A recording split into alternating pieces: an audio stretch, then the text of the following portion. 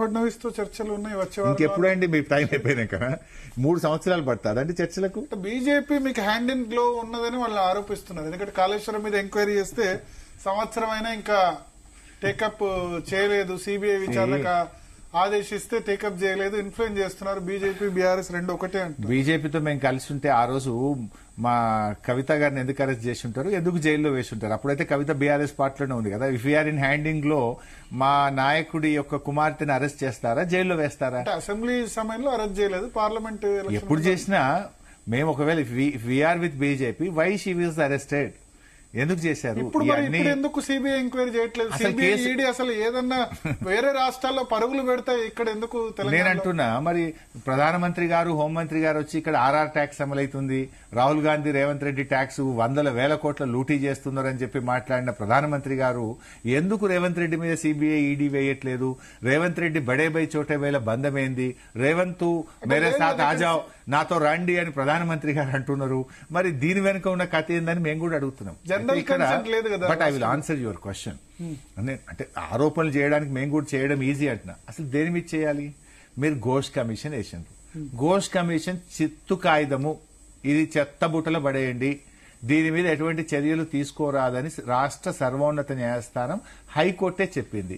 ఇంకా ఘోష్ కమిషన్ రిపోర్టే చిత్తు కాగితం అయిన తర్వాత అసలు దేని మీద విచారణ? టెక్నికల్ రీజన్ అంటుంది రాష్ట్ర ప్రభుత్వం, కేవలం టెక్నికల్ రీజన్. ఇక్కడ ముందు ఇచ్చిన తర్వాత వాళ్ళకి వాదనకు అవకాశం ఇవ్వలేదని తప్ప వాట్ ఎవర్ ఈజ్ రీజన్. ఇప్పుడు మీరు సిబిఐని దేని మీద విచారణ చేయమన్నారు? ఘోష్ కమిషన్ మీద చేయమన్నారు. ఘోష్ కమిషన్ చిత్తు కాగితం అయిన తర్వాత ఇంకా రిపోర్ట్ ఎక్కడిది, ఎంక్వైరీ ఎక్కడిది? ఘోష్ కమిషన్ తో సంబంధం లేకుండానే ఎట్లా చేస్తారు? Where is the case, where is the issue? Vigilance report దేని మీద ఇచ్చింది? ఇంజనీర్ల మీద ఇచ్చింది తప్ప పాలకుల మీద విజిలెన్స్ అనేది it is confined to the state government employees, it is not to the political bureaucrats. Okay sir, callers ఉన్నారు. హుస్నాబాద్ నుంచి, సిద్దిపేట నుంచి పోతురాజ్ గారు. హలో పోతురాజ్. హలో నమస్తే పోతురాజ్ గారు. పోతరాజ్ వెంకటేశం. వెంకటేశం చెప్పండి. చెప్పండి అన్న. నమస్తే. నమస్తే. నమస్తే అమ్మా, మీ ప్రశ్న అడగండి. అన్న, నేను సిద్దిపేట మైసమ్మ గుడి కాడ ఫోటో దిగిలేదు. ఓకే చెప్పు వెంకటేశం. ఏం లేదన్న, ఇప్పుడు మీరు కాళేశ్వరం గురించి ఇంత క్లియర్ గా చెప్పారు, రికార్డ్ అంతా నీ దగ్గర ఉంది కదా. అవునమ్మా.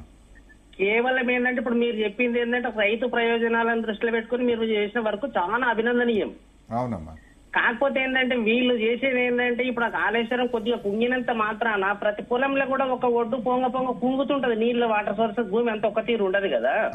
ఇప్పుడు అది ఒక్కటే పేరు నేను బదనాం చేయాలని చూసి ఇప్పుడు మీరు ఏ పార్టీలో ఉన్నా సీఎం అభ్యర్థి అనేది వాళ్ళు గ్రహించుకొని అది నింపితే నీకు పేరు వస్తుంది, అది నింపకుంటే డ్యామేజ్ చేయాలని ఉంటే మీకు బదనాం రావాలని చూస్తున్నట్టు నాకు అనిపిస్తుంది అన్న. వెంకటేశం, ఇప్పుడు ఒక విషయం అయితే మీరు గమనించండి. మన సిద్దిపేట ప్రాంతంలో ఎండాకాలం వస్తే బోరు బండ్లు వచ్చి ₹1,000 రైతులు ₹1,00,000 కొత్త బోర్లు వేయడానికి పెట్టేవాళ్ళు, బావులు పూడిక తీయడానికి క్రేన్ల మీద ఖర్చు పెట్టేవాళ్ళు. మనం రంగనాయక సాగర్ ప్రాజెక్ట్ కట్టిన తర్వాత గత 5-6 సంవత్సరాల్లో బోరు బండి అనేది సిద్దిపేట అడుగుజాడల్లో కనబడలేదు, క్రేన్లు కనబడతలేవు. కావలసినంత నీళ్లు వచ్చి రంగనాయక సాగర్ ప్రాజెక్టు ద్వారా 1,000 ఎకరాల పంట పండిందంటే రంగనాయక సాగరు అది కాళేశ్వరంలో భాగంగా కట్టిందే కదా. మరి కాళేశ్వరంలో అంత చక్కగా పంటలు పండుతుంటే కూడా ఒక రాజకీయ దురుద్దేశంతో బురద జల్లే ప్రయత్నం తప్ప కాంగ్రెస్ యొక్క ఆర్గ్యుమెంట్ లో నిజాయితీ లేదు అనే విషయం ఇలా ప్రజలు గమనిస్తా ఉన్నారు. వెంకటేశం గారు, సార్ ఇప్పుడు మేడిగడ్డ కుంగింది, అది కుంగిందా పర్యవాసిందని మీరు అంటారు, కుంగింది అని వాళ్ళు అంటారు, కూలింది, మొత్తం ప్రాజెక్ట్ కూలింది, 1,00,000 కోట్లు అవినీతి అని అంటారు. సరే 94,000 కోట్లు మొత్తం ఖర్చు పెట్టింది, వాళ్ళు ఖర్చు పెట్టింది, వాళ్ళు పెట్టింది మొబైలైజేషన్ అడ్వాన్స్. వాళ్ళు పని చేయకుండా బిల్లు లేపిండ్రు. అంటే చెవెళ్ల దగ్గర పనికి రాకుండా పోయింది ఆ కాలువ. ఎవడన్నా అసలు తమ్మిడిహట్టి బ్యారేజ్ కు అగ్రిమెంట్ లేదు, చెవెళ్ళ ఎక్కడ పోయి పొక్కలు తవ్వుతారండి. ఎవడన్నా నీళ్లు ఎత్తాల్సిన బేసిక్ ఎక్కడ పని చేయాలంటే మొట్టమొదటి నీ ప్రాధాన్యత ఏంది? తమ్మిడిహట్టికి మహారాష్ట్రను ఒప్పించి అక్కడ అగ్రిమెంట్ కూడా అట్లే చేశారు కదా రాజశేఖర రెడ్డి, కాలువలు దవ్వేశారు కదా.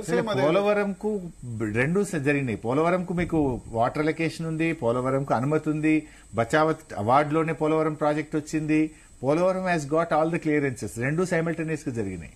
ఇప్పుడు బీఆర్ఎస్ సమయంలో సరే ఎవరేమన్నా ఒక పబ్లిక్ మిమ్మల్ని పని చేశారు. మేడిగడ్డ కరెక్ట్ ఒక 1.5 month ముందు కూలడం వల్ల పార్లమెంట్ ఎలక్షన్ లో కూడా ఎఫెక్ట్ చూపించింది. ఇది జరగకుండా చేయలేరా? ఎందుకంటే అప్పుడు రమణారెడ్డి ఇంజనీరు ఇప్పుడు ఆల్రెడీ దీనిలో ప్రాబ్లం ఉందని చెప్పారు. అప్పుడు ఇరిగేషన్ మినిస్టర్ లేకపోవడం ఒక ప్రాబ్లమా? ఇరిగేషన్ మినిస్టర్ ఎవరు లేదు, ఎందుకంటే కేసీఆర్ చేతిలోనే ఉంది. అది పెద్ద issue. పట్టించుకోలేదు పెద్దగా దాన్ని, అసలు పట్టించుకుంటే ఇక్కడ దాకా వచ్చేది కాదు అంటారు. దాంట్లో 2 ఇష్యూలండి. సరే, కొన్ని దురదృష్టవశాత్తు ఎన్నికలు నోటిఫికేషన్ వచ్చినాక ఈ పిల్లర్ కుంగడం వల్ల ఈ సమస్య వచ్చింది. ఒక 6 నెలల ముందు జరిగితే ప్రభుత్వం ఉంటుండే,